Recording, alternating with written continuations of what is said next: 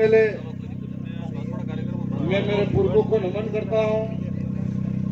साथ में इस आरक्षण महारैली में शामिल हुए मेरे नौजवान युवा साथियों, इज्जतदार माता बहनों और बुजुर्गों, आप सभी को मैं मेरी ओर से जोहार करता हूं। एक बार एक नारा लगा के शुरुआत करूं कि जय जोहार का नारा है, जय जोहार का नारा है, लड़ेंगे लड़ेंगे। साथियों, आज आरक्षण महारैली की बात हो रही है। इस आरक्षण महारैली के अंदर हम लोग जो बारी बारी से अपने वक्ता आए थे वक्तव्य दे रहे थे। 5वीं अनुसूची 244 से 1 इस सब के बारे में जानकारी दी जा रही थी। आरक्षण का मतलब हम हमारा हक मांग रहे हैं। हक हमारा सिर्फ नौकरी में आरक्षण की बात नहीं कर रहे हैं, जमीन के अंदर भी आरक्षण की बात कर रहे हैं, पानी के अंदर भी आरक्षण की बात कर रहे हैं। आरक्षण के अंदर इस इलाके के जितने भी बांध बने हुए हैं, इन बांधों का पानी दूसरे राज्यों में ले जाया जा रहा है। इन बांधों का पानी यदि हमारे इलाकों को मिलता है तो आज बहुत बड़ा पलायन गुजरात और मध्य प्रदेश के अंदर हो रहा है, हमारे राजस्थान के अंदर हो रहा है। यदि पानी मिलेगा तो खेती की सुविधा बेहतर होगी, और खेती की सुविधा बेहतर होगी तो रोजगार मिलेगा।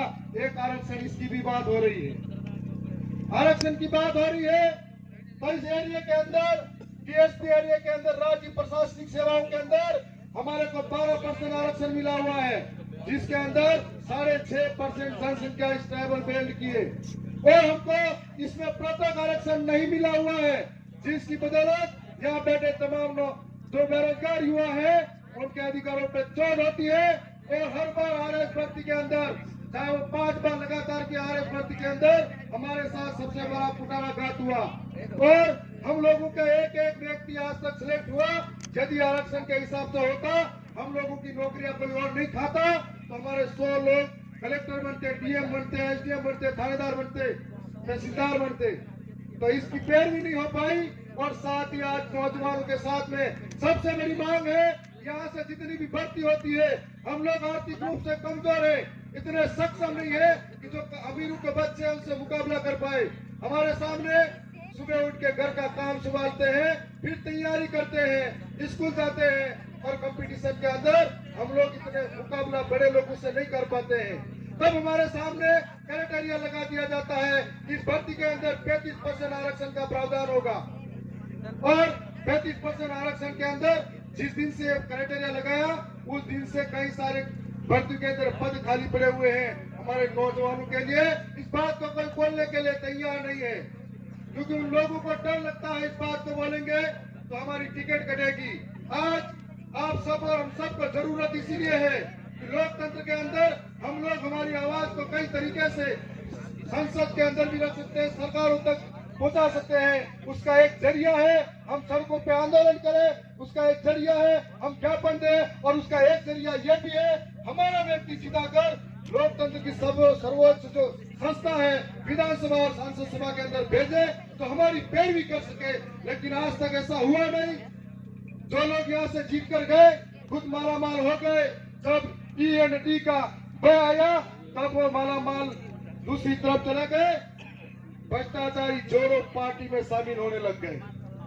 और आज जो भ्रष्टाचारी जोड़ो पार्टी है, जब कोई विपक्ष में होता है तो उनको ये कहा जाता है ये भ्रष्टाचारी है, लुटेरा है, हर एक मामले में इसने ये मायाजाल बिछाया है, इसने सब कुछ लूटा है। जब उनकी पार्टी में शामिल हो जाता है तो वॉशिंग पाउडर में धुला हुआ हो जाता है। इसलिए ये लोकतंत्र है, इसमें हम जैसे नौजवानों की जिम्मेदारी है कि हमको ये बात समझनी पड़ेगी। इस राजस्थान के अंदर, दक्षिणी राजस्थान के अंदर कांग्रेस की सरकार में 2 लोग मंत्री रहे थे, और इन मंत्रियों के रहते हुए हजारों करोड़ों का घोटाला हुआ। इस घोटाला को छिपाने के लिए डर के मारे दूसरी तरफ घुसे हैं। ऐसे लोगों को सबक सिखाने का वक्त आ गया है। ये हमारा पैसा था, हमारी जनता का था, जिसके माध्यम से हमारे साथ ये सब कुछ हुआ है। आज राजस्थान की विधानसभा के अंदर हम लोग 3 गए थे, आने वाले समय में हम लोग 4 होने वाले हैं। और एक हमारी स्वतंत्र आवाज जो बेबाक तरीके से कभी राजस्थान के विधानसभा में गुंजा करती थी, आप सब कमर कस लो, तैयार हो जाओ। आने वाले समय में दिल्ली दूर नहीं है, वहां पर कुछ पहुंचाना है और दिल्ली के माध्यम से पूरे देश के आदिवासियों की आवाज बढ़ाने जाना है।